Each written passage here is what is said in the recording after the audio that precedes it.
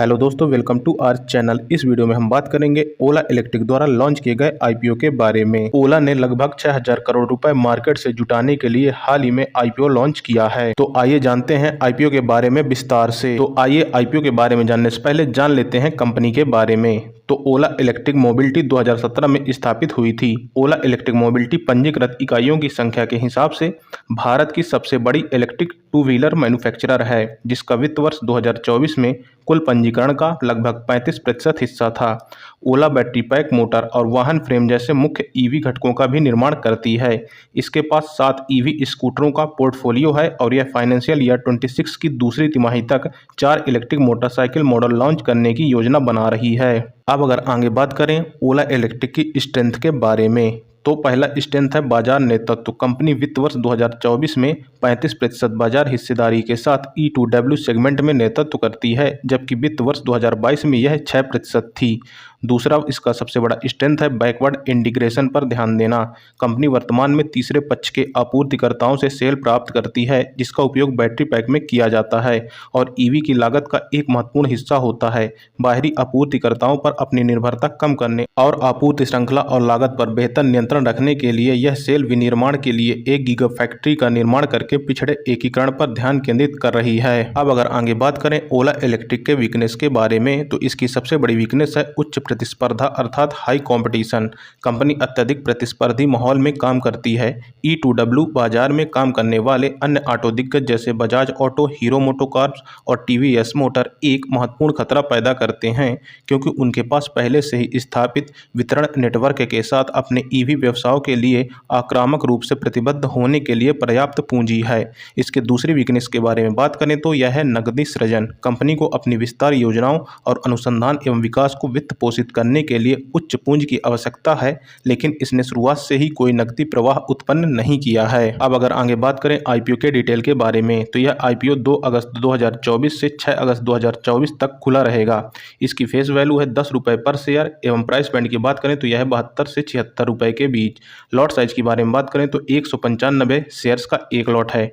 Total issue size 80 crore 86,26,207 shares हैं और fresh issue की बात करें तो 72 करोड़ 36,84,210 शेयर्स हैं। ऑफर फॉर सेल के बारे में बात करें तो 8 करोड़ 49,41,997 शेयर्स हैं। इस आईपीओ में एम्प्लॉय के लिए 7 रुपये पर शेयर का डिस्काउंट रखा गया है।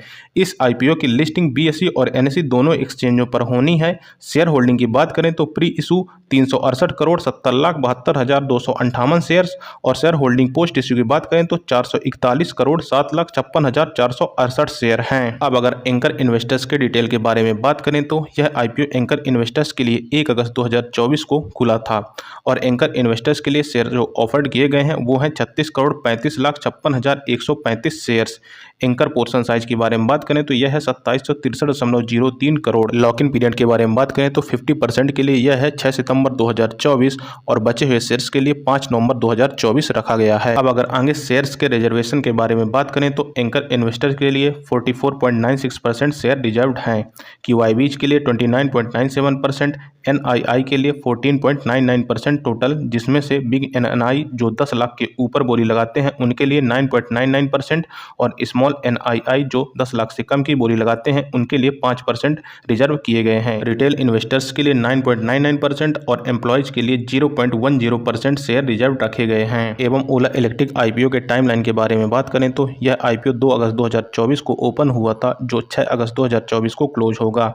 इसकी अलॉटमेंट डेट 7 अगस्त 2024 है और रिफंड की डेट 8 अगस्त 2024 है। शेयर डीमैट अकाउंट में 8 अगस्त 2024 को ट्रांसफर कर दिए जाएंगे। इसकी लिस्टिंग डेट 9 अगस्त 2024 है। आइए अब कंपनी के फाइनेंशियल परफॉर्मेंस के बारे में बात करते हैं। तो अगर कंपनी के एसेट्स के बारे में बात करें तो यह 31 मार्च 2021 को 2112.64 करोड़ रुपए थे, जो बढ़कर 31 मार्च 2024 को 7735.41 करोड़ रुपए हो गए।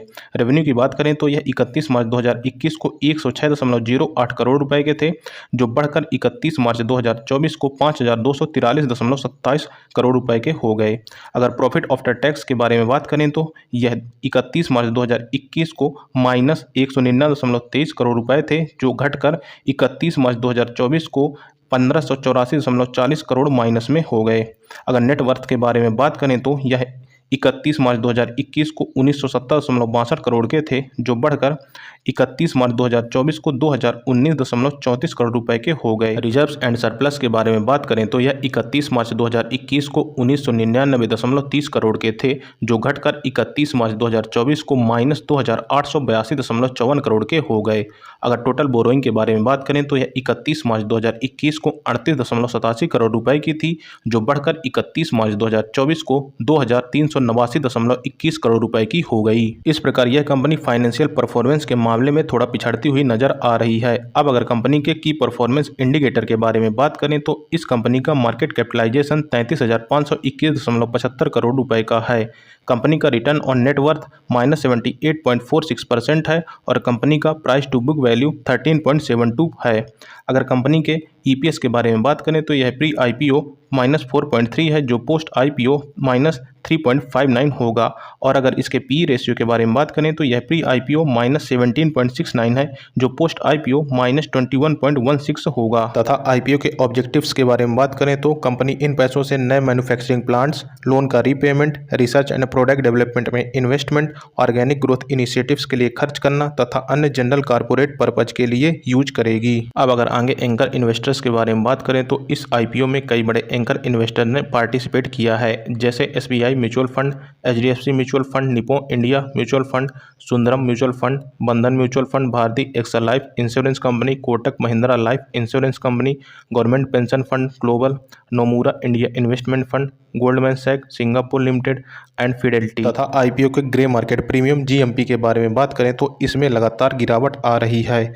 4 अगस्त 2024 को आईपीओ का जीएमपी 9.6 रुपीज़ है। हालांकि किसी भी आईपीओ में अप्लाई करने के लिए जीएमपी एक फैक्टर हो सकता है, लेकिन सिर्फ जीएमपी के बेस पर ही अप्लाई करना बहुत खतरनाक साबित हो सकता है। इसीलिए किसी आईपीओ में अप्लाई करने से पहले कंपनी के सभी फैक्टर्स पर ध्यान जरूर दें। तो आइए अब बात कर लेते हैं पहले दिन के सब्सक्रिप्शन स्टेटस के बारे में। तो पहले दिन क्यूआईबी कैटेगरी में कोई भी सब्सक्रिप्शन नहीं आया है। एनआईआई की बात करें तो यह 0.22 टाइम्स, रिटेल की बात करें तो यह 1.70 टाइम्स, एम्प्लॉय की बात करें तो यह 5.42 टाइम्स और टोटल की बात करें तो 0.38 टाइम्स का सब्सक्रिप्शन अब तक हुआ है। तो दोस्तों, इस वीडियो में सभी फैक्टर्स को डिस्कस कर लिया गया है, आप जिसके आधार पर अपना डिसीजन बना सकते हैं। अगर इसके बाद भी कोई डाउट है तो आप अपने फाइनेंशियल एडवाइजर से सलाह ले सकते हैं। धन्यवाद दोस्तों, इस वीडियो में इतना ही। ऐसे ही वीडियोज के लिए हमारे चैनल को सब्सक्राइब जरूर कर लें। वीडियो पसंद आया हो तो वीडियो को लाइक और अपने दोस्तों में शेयर जरूर कर दें। धन्यवाद।